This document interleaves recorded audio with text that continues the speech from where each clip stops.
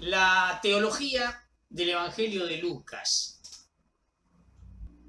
Primer tema, vamos a plantearlo con estos términos: historia y tiempo de salvación. La salvación se realiza en un marco temporal para Lucas, y esto hace que la historia pueda ser considerada como historia de salvación. Este es el sentido que tienen las varias indicaciones históricas del Evangelio de Lucas. El viaje de Nazaret a Belén tiene que ver con el edicto de César Augusto cuando Cirino era gobernador de Siria, dice en Lucas 2, versículo 1 al 2. El valor de este dato es discutible. No hay ningún testimonio acerca de un censo durante el gobierno de César Augusto. Y además, Cirino tampoco fue gobernador de Siria en tiempo de Augusto, sino recién en el 6 después de Cristo.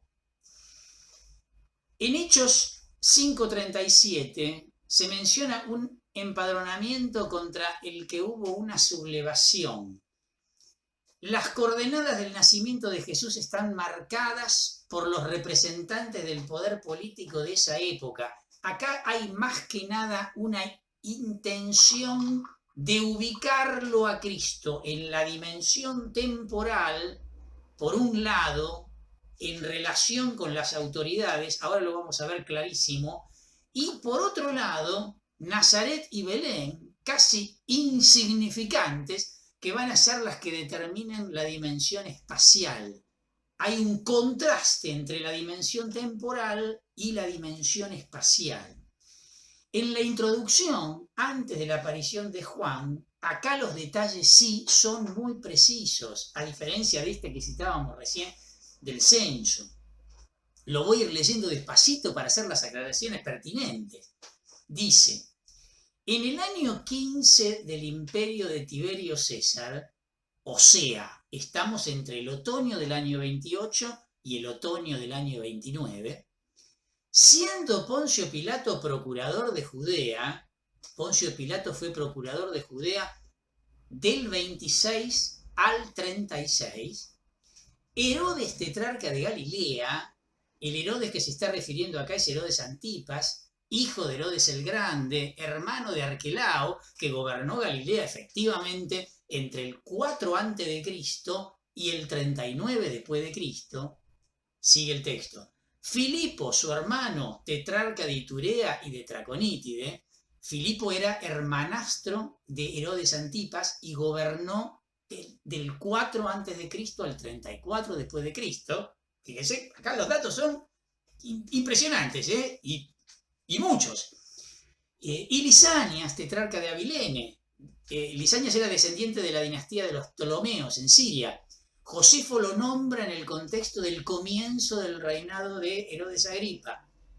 Y por último, en el pontificado de Anás y Caifás. Anás fue sumo sacerdote entre el año 9 y el 15, pero debido a su papel importante, mantuvo su título también en tiempo de Caifás, que fue sumo sacerdote entre el 18 y el 36. Ese que en el Evangelio de Juan, ¿se acuerdan? Capítulo 18, versículo 13, lo presenta como el yerno. En ese contexto vino la palabra de Dios sobre Juan, hijo de Zacarías, en el desierto. Ven clarísimamente, Lucas quiere ubicar a Jesús en la historia. De todos estos personajes, la mayoría no juegan un papel directo en la narración. Cuando el autor está escribiendo el Evangelio a fines del siglo I, estos personajes ya no están. Por lo tanto, el Evangelio ha alcanzado los límites del imperio, las comunidades fueron creciendo por todos lados y el paso del tiempo está demostrando la verdad del mensaje de Jesús, del mensaje de su vida, de su muerte, y pone al descubierto la debilidad de los poderes de este mundo, del poder político, la ceguera de los dirigentes judíos. ¿Se acuerdan cuando en el prólogo Lucas le decía a Teófilo, para que conozcas la solidez de las enseñanzas que has recibido? Bueno, esto está al servicio de esto, como diciendo, viejo, te estoy hablando de algo serio. de algo serio y que permanece, cuando todos estos Superman del pasado, hoy ya no existen más, hoy son polvo de la tierra. Interesantísimo, ¿eh? Interesantísimo. Vamos, como lo hicimos con Marcos y con Mateo, a decir algo de la cristología, dentro de la teología, algo de la cristología. Bueno, clarísimamente en el Evangelio de Lucas, Jesús es el portador del Espíritu. Para Lucas, el Espíritu Santo es la fuerza de Dios que obra en el mundo. Jesús es su portador, el que posee en sí mismo el Espíritu de Dios. Y esto se da ya desde el momento de la concepción. Recuerden, Lucas 1, versículo 35. El ángel le respondió: el Espíritu Santo descenderá sobre ti y el poder del Altísimo te cubrirá con su sombra. Por eso el niño será llamado santo y será llamado hijo de Dios. Antes de ser tentado en el desierto, lo leímos hace un ratito, Marcos 1:12 dice, señala que el Espíritu empuja a Jesús al desierto. Mateo 4:1 dice que Jesús fue llevado por el Espíritu al desierto. Lucas 4:1 modifica la tradición diciendo, lleno del Espíritu Santo se volvió del Jordán y era conducido por el Espíritu al desierto. No solo es conducido por el Espíritu para Lucas, además está lleno del Espíritu. El pasaje más importante es el de Jesús en la sinagoga de Nazaret, capítulo 4, versículos 16 al 22, que todos ustedes conocen, ¿no? Ocurre luego de su regreso a Galilea por la fuerza del Espíritu Santo. Versículo 14 del capítulo 4, ¿no? Jesús, ¿qué hace? Lee Isaías 61, 1, 2, y el comentario es breve. Esta escritura que acaban de leer se ha cumplido hoy, versículo 21, ¿no? del capítulo 4. Dios es el que unge a Jesús, pero no con aceite, sino con el Espíritu Santo. Del mismo modo se entiende en el libro de los Hechos de los Apóstoles, capítulo 10, versículo 38, ¿se acuerdan del discurso de Pedro en la casa de Cornelio? Cómo Dios a Jesús de Nazaret le ungió con el Espíritu Santo y con poder. Y lo mismo en el libro de los Hechos de los Apóstoles, capítulo 4, versículos 24 al 31, también hay una interpretación cristológica allí. Lo leo. Al oírlos, todos levantaron la voz y oraron a Dios unánimemente. Señor, tú hiciste el cielo y la tierra, el mar y todo lo que hay en ellos. Tú por medio del Espíritu Santo pusiste estas palabras en labios de nuestro padre David, tu servidor.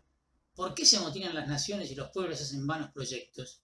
Los reyes de la tierra se rebelaron y los príncipes se aliaron contra el Señor y contra su ungido. Porque realmente se aliaron en esta ciudad Herodes y Poncio Pilato con las naciones paganas y los pueblos de Israel contra tu santo servidor Jesús, a quien tú has ungido. Así ellos cumplieron todo lo que tu poder y tu sabiduría habían determinado de antemano. Ahora, Señor, mira sus amenazas y permite a tus servidores anunciar tu palabra con toda libertad. Extiende tu mano para que se realicen curaciones, signos y prodigios en el nombre de tu santo servidor Jesús. Cuando terminaron de orar, tembló el lugar donde estaban reunidos, todos quedaron llenos del Espíritu Santo y anunciaban decididamente la palabra de Dios. La unción corresponde al mesianismo de Jesús, que no es el Mesías de la esperanza tradicional judía, sino el que anuncia el Evangelio a los pobres. Acuérdense, comienzo del discurso del llano, las bienaventuranzas de Lucas 6, versículo 20. Felices ustedes los pobres, porque el reino de Dios les pertenece. Los pobres a secas, no los pobres de espíritu, como dice Mateo, ¿no? Que evidentemente está haciendo una reelaboración de la fuente Q en este caso. El cumplimiento de la Escritura hoy identifica a Jesús con el ungido de Dios por el Espíritu. Ubicado este texto en este lugar, o sea, al comienzo, representa un programa, por eso que muchas veces hablamos de un texto programático, para entender sus actos a lo largo de toda la narración. El hoy de la salvación es el tiempo del portador del Espíritu, es el tiempo de Jesús, y por eso es el centro del tiempo. como vimos, ¿se acuerdan en la estructura temporal? Que hay un tiempo previo conectado con el Antiguo Testamento, Juan el Bautista, después está el tiempo de Jesús y luego vendrá el tiempo de la iglesia. Bueno, Eloi representa el tiempo de Jesús. Cuando se constituye la iglesia por el don del Espíritu en Pentecostés, entonces sí comenzará el tiempo de la iglesia y será el Espíritu el que garantice la continuidad entre el tiempo de Jesús y el tiempo de la iglesia, como etapas de una única historia de la salvación, en relación con lo que decíamos al principio. Esto como Jesús portador del Espíritu. Otra característica que aparece en el Evangelio de Lucas también es el tema de la oración, y Jesús como protagonista de ella, por supuesto, ¿no? Muchos momentos de oración de Jesús, que tan solo Lucas me refiero, ¿no? Lucas 3, 21, 22. Todo el pueblo se hacía bautizar y también fue bautizado Jesús. Y mientras estaba orando, no busquen esto en los otros evangelios porque no lo van a encontrar, se abrió el cielo y el Espíritu Santo descendió sobre él en forma corporal como una paloma, se oyó entonces una voz del cielo: tú eres mi hijo muy querido en quien tengo puesta toda mi predilección. Lucas 5, 15, 16. Su fama se extendía cada vez más y acudían grandes multitudes para escucharlo y hacerse curar de sus enfermedades. Pero él se retiraba a lugares desiertos para orar. Lucas 9, 18. Un día en que Jesús oraba a solas y sus discípulos estaban con él, les preguntó: ¿quién dice la gente que soy yo? ¿Se acuerdan? Es el mismo texto, retoma luego cuando iban caminando por Cesarea de Filipo, Marcos y Mateo. Acá el tipo estaba en oración. Lucas 9, 28, 20, en la transfiguración.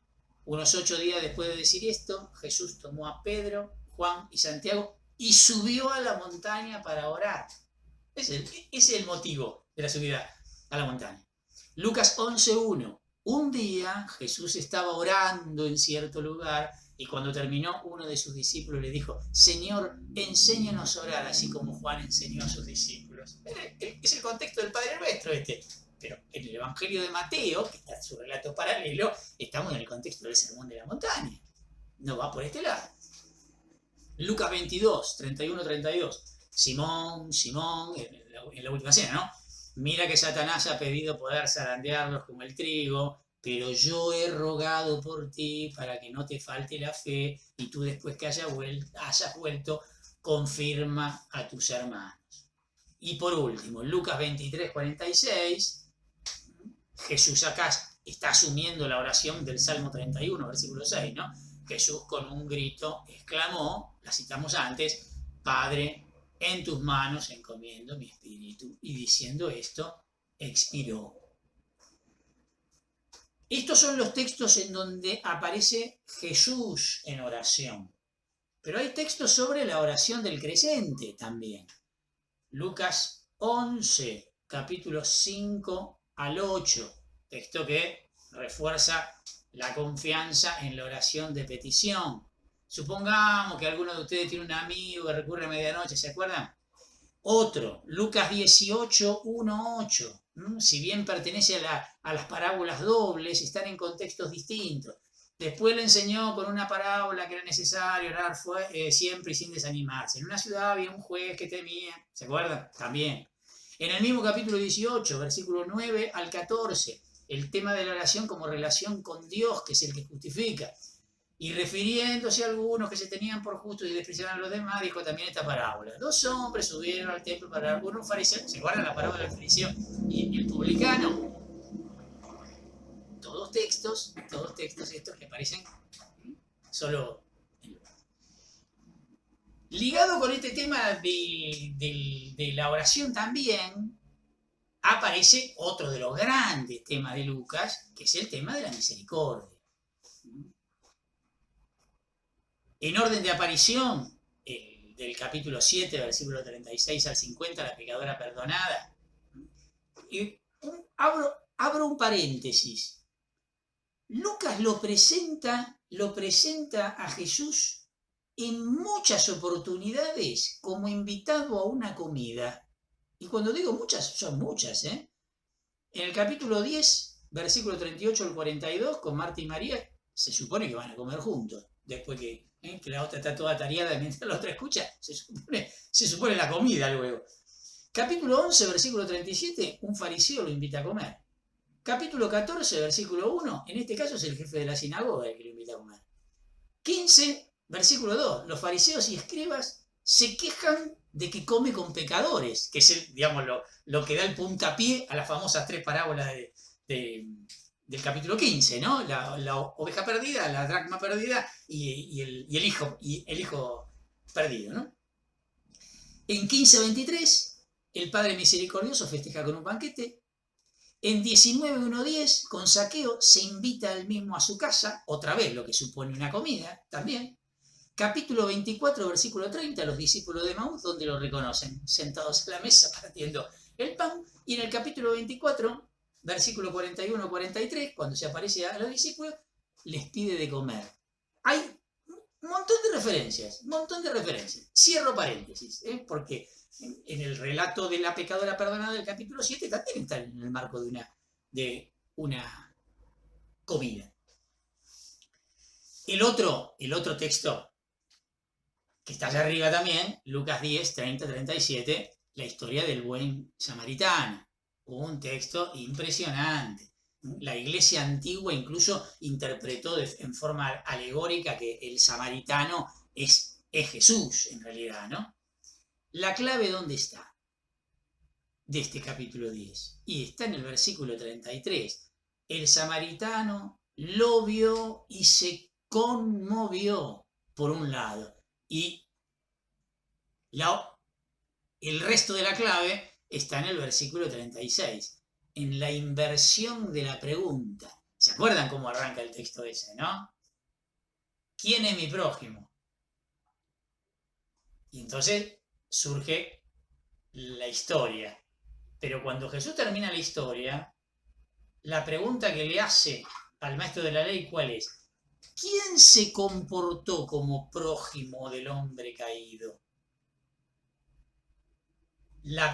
Es una genialidad, El asunto no es quién es el otro, sino la pregunta es quién soy yo para el otro.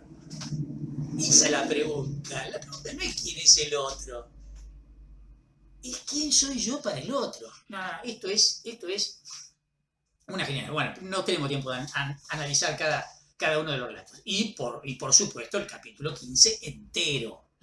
El capítulo 15 entero, las 3 parábolas de la misericordia de Dios. Fíjense, lo común es la búsqueda de lo perdido y la alegría del encuentro, que es lo que dice cada uno de los 4 estribillos, ¿se acuerdan? ¿No? Tiene 4 estribillos el capítulo 15. Habrá más alegría en el cielo por una... ¿Sí? Cuando se encuentra la oveja, cuando se encuentra la dracma, cuando vuelve el hijo y cuando le dice al hermano, era necesario hacer fiesta porque tu hermano estaba muerto y ha vuelto a la vida, etcétera, etcétera. El tema es la alegría de la fiesta, la alegría del reencuentro, Los 3 relatos obviamente son un desafío a la religiosidad tradicional, que es donde parte el capítulo, los 2 primeros versículos, que lo critican porque se junta a comer con los pecadores, ¿no?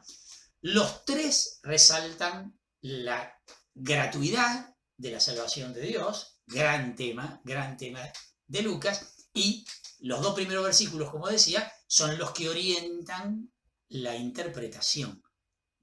Y además, bueno, fíjense, ¿no? 100-1, 10-1, 2-1, la progresión de las 3 parábolas. A la oveja se la va a buscar, a la moneda también se la busca, al hijo se lo espera. Interesantísimo. Bueno, el tema de la misericordia. Entonces, acá en el tema de la misericordia, obviamente entra el tema de los grandes perdones, obviamente entra el tema de los paganos, ¿sí? Merece un capítulo aparte el tema de la figura de María. María en Marcos. Vamos a hacer con un raconto. María en Marcos, capítulo 6, versículo 3. Jesús es llamado Hijo de María. En el capítulo 3, versículo 31-35, hay una alusión a ella como su madre. También está en paralelo en Mateo y en Lucas. Esto. Nada más. María en Mateo, capítulo 1, versículo 16, aparece José, el esposo de María. ¿Sí? En el mismo capítulo 1, versículo 18, María, su madre, estaba comprometida con José, cuando todavía no habían vivido juntos, concibió un hijo por obra del Espíritu Santo. En el mismo capítulo 1, versículo 19 al 25, anuncio del ángel a José, nacimiento de Jesús, cumplimiento de las Escrituras. ¿Se acuerdan de la profecía de el Emanuel? Pasamos al capítulo 2, versículo 11. Siempre el Evangelio de Mateo estoy, capítulo 2, versículo 11. Y al entrar a la casa encontraron al niño con María, su madre. Los magos, ¿no? Entraron. Versículos 13 al 14, siempre del capítulo 2. Levántate, toma al niño y a su madre, huyó a Egipto. Y por último, capítulo 2, versículo 20-21. Levántate, toma al niño y a su madre y regresa ahora a la tierra de Israel. María en Mateo. María en Juan, ya lo sabemos, ¿sí? Boda de Caná, capítulo 2, al pie de la cruz, capítulo 19. Vamos a ver ahora lo que nos interesa y por el cual estamos haciendo todo este raconto. María en Lucas. El nombre de María solo aparece en los 2 primeros capítulos. Pasa que muy abundantemente, y son 2 capítulos muy extensos, los 2 primeros capítulos de Lucas. En el relato de la Anunciación, 26-38, del capítulo 1, ¿no? Obvio. En el relato de la Visitación, 39-45. En el Magnificat, 46-55. 1.56 permanece con Isabel unos 3 meses, ahí se la nombra también en ese versículo. Ya en el capítulo 2, 4 al 7, el nacimiento de Jesús, 16 al 19, la visita de los pastores, 33-35, las palabras de Simeón, ya en el templo, 41-51, Jesús hallado en el templo, y finalmente, libro de los Hechos de los Apóstoles, capítulo 1, versículo 14, todos ellos íntimamente unidos se dedicaban a la oración en compañía de algunas mujeres, de María, la madre de Jesús, y de sus hermanos.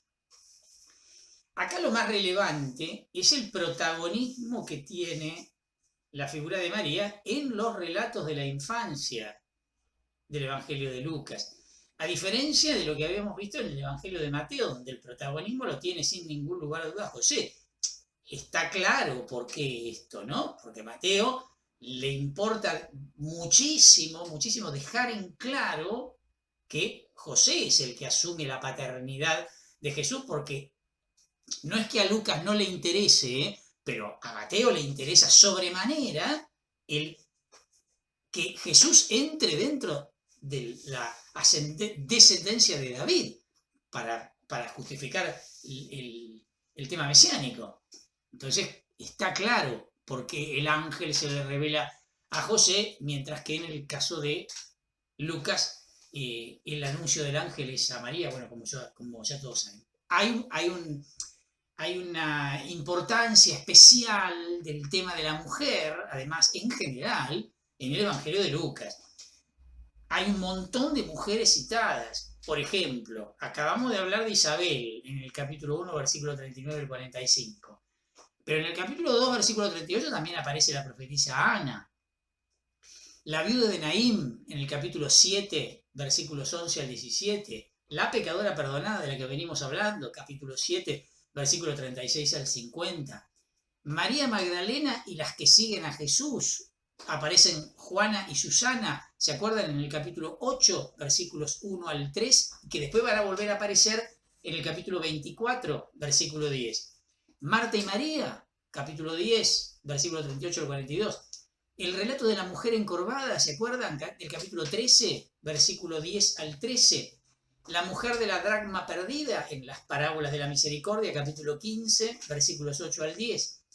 La viuda y el juez, este texto que citábamos antes con respecto al tema de la oración, capítulo 18, versículos 1 al 8. La viuda de la ofrenda, capítulo 21, versículos 1 al 4. Y las mujeres dolientes, en el momento cuando Jesús va con la cruz, en el capítulo 23, versículos 27 al 31. Abundan los nombres femeninos. Bueno, y no estoy metiéndome en el libro de los Hechos de los Apóstoles. Estoy hablando en este momento solamente del Evangelio. Otro tema importante también en el Evangelio de Lucas va a ser el tema de la riqueza. Especialmente, bueno, lo contrario, ¿no? El tema de los peligros de la riqueza. El tema aparece fundamentalmente en el capítulo 12 y en el capítulo 16. Para Lucas, en realidad, el gran peligro de la riqueza tiene que ver fundamentalmente con el no compartir, con la no posibilidad de compartir. Por eso que para Lucas, el rico por excelencia, tendríamos que hacer un tratado de esto, ¿no? Porque es muy potente este tema en el Evangelio de Lucas, pero lo simplifico de esta manera, como para ir al punto, ¿no? La riqueza fundamental en última instancia es la salvación. Y por eso el rico por excelencia es el pueblo judío, que es el portador de esa salvación. Y el problema del rico, entonces, es que no sabe compartir. Por eso que después en el libro de los Hechos de los Apóstoles, esperemos tener tiempo de poder analizarlo un poquitito más, hace mucho hincapié en que nadie pasaba necesidad en la comunidad, ¿se acuerdan? Porque todos ponían los bienes en común, que se repartían según la necesidad. Esta es la clave de Lucas. Y entonces, el judío, el pueblo judío, es el rico por excelencia. Es el rico por excelencia porque tiene lo más preciado para compartir. No se olviden que teológicamente hablando, el gran tema de Lucas va a ser el universalismo de la salvación. En esto lo sigue a Pablo. Va a ser su gran tema. Por eso las menciones del Espíritu Santo, que esto no es una locura de Pablo, el Evangelio debe llegar a todas las naciones. Y eso es lo que va a justificar el libro de los Hechos de los Apóstoles. Lo leímos hace un ratito al final del capítulo 24, cuando habla de las cláusulas de la Escritura. Lucas es el único que pone esta tercera cláusula que no aparece en ningún lado. Y desde Jerusalén se tenía que predicar el Evangelio a todas las naciones. Claro. Por eso, al final del Evangelio, para Lucas, no así para sus compañeros, para Lucas, la Escritura todavía no se cumplió, porque todavía no se anunció el Evangelio a todas las naciones. Y eso es lo que justifica el libro de los Hechos de los Apóstoles. Si ustedes se fijan qué es el contenido del libro de los Hechos de los Apóstoles, es eso. Es el anuncio del reino desde Jerusalén. ¿Cuál es el último relato del libro de los Hechos de los Apóstoles en el capítulo 28? Cuando dice que Pablo está en Roma, anunciando el reino. Listo. Llegó a Roma. Centro del mundo conocido. Por lo tanto, el Evangelio llegó a todas las naciones. Esta es la gran preocupación de Lucas. Y por supuesto que además está el tema de la pobreza material, sin ningún lugar a dudas. Es de la riqueza de la salvación para abajo. Entra todo. ¿No? Por algo, bueno, lo que decíamos hace un ratito de las bienaventuranzas, ¿no? Felices los pobres. No hay una espiritualización como aparecen en las bienaventuranzas de Mateo, que son los pobres de espíritu, los que tienen hambre y sed de justicia. No, acá es el que tiene hambre en Lucas. Y los ayes, ¿no? Correspondientes. Pero ay de ustedes los ricos, ay de ustedes los hartos, ay de ustedes los que ahora ríen. No. El tema social en Lucas es importante. Lo mismo que el de la responsabilidad en este sentido. Lo que podríamos llamar la responsabilidad social. Después del llamado a confiar en la providencia, en el capítulo 12, versículo 33, dice: vendan sus bienes y denlos como limosna, háganse bolsas que no se desgasten y acumulen un tesoro inagotable en el cielo, donde no se acerca el ladrón ni destruye la polilla, porque allí donde tengan su tesoro tendrán también su corazón. ¿Por dónde va el tipo? Al final de la crítica a los fariseos, capítulo 11, versículo 41. den más bien como limosna lo que tienen y todo será puro. Entonces, tanto que hablan de la impureza. Ustedes, antes de la historia del rico necio, ¿se acuerdan? Capítulo 12, versículo 15. Después les dijo, cuídense de toda avaricia, porque aún en medio de la abundancia, la vida de un hombre no está asegurado por sus riquezas. Al explicar la historia del administrador astuto, ¿se acuerdan del capítulo 16, versículo 9, no? Pero yo les digo, gánense amigos con el dinero de la injusticia, para que el día en que éste les falte, ellos lo reciban en las moradas eternas. Acá lo que importa es el reino. En Hechos 9:36, sobre este personaje, esta mujer llamada Tabitá, dice, entre los discípulos de Jope había una mujer llamada Tabitá, que quiere decir Gacela. Pasaba su vida haciendo el bien y repartía abundantes limosnas. ¿Quiere hablar bien de ella? Miren cómo la presenta. Lo mismo va a pasar con Cornelio, capítulo 10, versículo 2. Era un hombre piadoso y temeroso de Dios, lo mismo que toda su familia. Hacía abundantes limosnas al pueblo y oraba a Dios sin cesar. ¿Ven la preocupación que tiene? En la aparición del ángel, capítulo 10, versículo 4 y versículo 31, este lo miró lleno de temor y le preguntó, ¿qué quieres de mí, Señor? El ángel le dijo, tus oraciones y tus limosnas han llegado hasta Dios y Él se ha acordado de ti. ¿Se acuerdan? ¿No? El mismo capítulo 10, el contexto de Cornelio. Y me dijo, Cornelio, tu oración ha sido escuchada y Dios se ha acordado de tus limosnas. ¿Se dan cuenta? Bueno, hay una preocupación. Es otro de los grandes temas. Es otro de los grandes temas de Lucas. Bueno, con esto terminamos un poquitito el panorama, una síntesis del panorama teológico de Lucas. En cuanto al autor, bueno, aparece nombrado en el canon de Muratori en el siglo II, San Ireneo también en el 180, interpreta los pasajes en primera persona del libro de los Hechos de los Apóstoles. Vieron que hay un montón de... Nos embarcamos para trova de esos pasajes en primera persona, que lo relacionan normalmente con Pablo, se identifican como tal. ¿Dónde aparece mencionado? En Colosenses 4:14. Finalmente lo saludan Lucas, el querido médico, y Dimas. En 2 Timoteo 4:11, solamente Lucas se ha quedado conmigo, trae contigo a Marcos porque me prestará buenos servicios. Y Filemón 24. Te saluda Epafras, mi compañero de prisión en Cristo Jesús, así como también Marcos, Aristarco, Demas y Lucas, mis colaboradores. Y en cuanto a lugar, y bueno, fecha ya hemos hablado, contemporáneo de Mateo, años 80, fin del siglo I, y el lugar seguramente Antioquía en Siria. Haya que ubicar el Evangelio de Lucas.